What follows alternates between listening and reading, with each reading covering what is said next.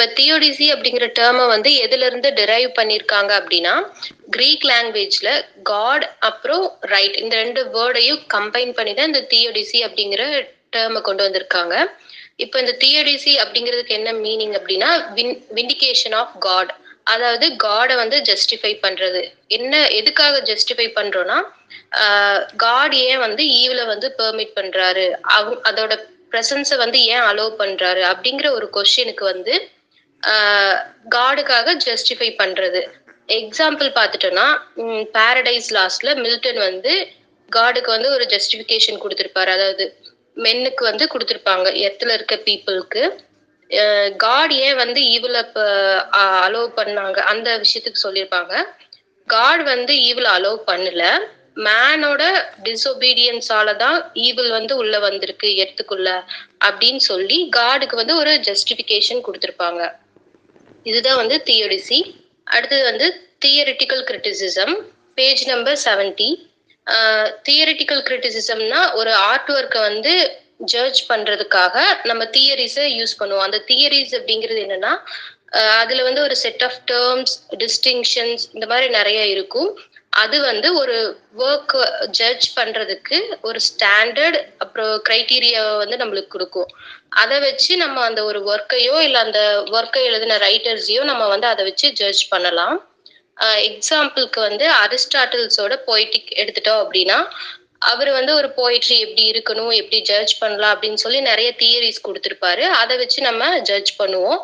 அதே மாதிரி இன்னொரு எக்ஸாம்பிள் வந்து ஐஏ ரிச்சர்ட்ஸோட பிரின்சிபிள்ஸ் ஆஃப் லிட்ரரி கிரிட்டிசிசம். இதுலயும் நிறைய தியரிஸ் இருக்கும். அடுத்த டாபிக் வந்து தியரி, பேஜ் நம்பர் வந்து 70.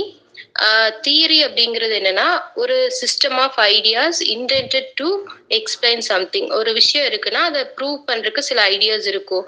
இப்போ எக்ஸாம்பிளுக்கு டார்வின்ஸ் ஓட தியரி எடுத்துக்கலாம், தியரி ஆஃப் எவல்யூஷன். அவர் என்ன சொல்றாரு அப்படின்னா,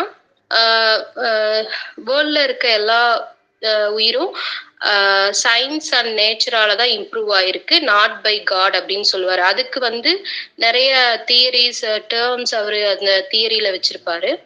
ஸோ இதுதான் வந்து தியரிக்கு வந்து ஒரு எக்ஸாம்பிள். அடுத்தது வந்து 4th term thesis, page number வந்து 132. தீசிஸ் அப்படிங்கிறது என்னன்னா, எனி ஒரு லிட்ரரி ஒர்க், டிராமா இல்லைன்னா ஃபிக்ஷன் எது வேணாலும் எடுத்துக்கலாம். அதுல வந்து கிரிட்டிக்ஸ் என்ன பண்ணுவாங்கன்னா, அதுல ஒவ்வொரு ஒர்க்லயுமே ஏதாவது ஒரு ஈவெண்ட்ஸ், டயலாக் இல்லைன்னா ஃபிக்ஷனல் சீன்ஸ் இது மாதிரி நிறைய இருக்கும்.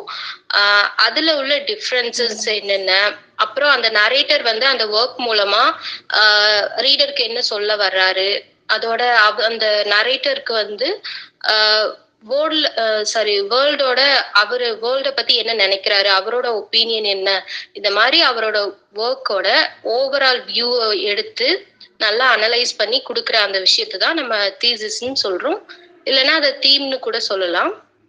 அடுத்தது நெக்ஸ்ட் டாபிக் வந்து திக் டிஸ்கிரிப்ஷன்ஸ், பேஜ் நம்பர் வந்து 245. திக் டிஸ்கிரிப்ஷன் அப்படிங்கிறது ஒரு க்ளோஸ் அனலைஸ் இல்லைன்னா ரீடிங் கொடுக்கறது ஒரு ஒர்க்குக்கு. இப்போ ஒரு ஒர்க் எடுத்துட்டோம்னா அதுல வந்து பர்டிகுலரான கல்ச்சுரல் சிஸ்டம் இருக்கும், நிறைய codes and mode of thinking, இந்த மாதிரி நிறைய விஷயங்கள் இருக்கும். அதெல்லாம் நம்ம ஒரு க்ளோஸ் ரீடிங் அண்ட் அனலைஸ் கொடுத்து அதுல அந்த நரேட்டர் வந்து அந்த ஆத்தர் வந்து என்ன மீனிங்கை வந்து நம்மளுக்கு சொல்ல வராரு அப்படிங்கிறத ரிகவர் பண்றதுக்காகவும் மீனிங்கை டிஸ்கவர் பண்றதுக்காகவும் அந்த ஒர்க்கை வந்து நம்ம ஒரு ரொம்ப க்ளோஸ் ரீட் பண்ணி ரொம்ப அனலைஸ் பண்ணணும்னா அதை வந்து திக் டிஸ்கிரிப்ஷன் அப்படின்னு சொல்லலாம்.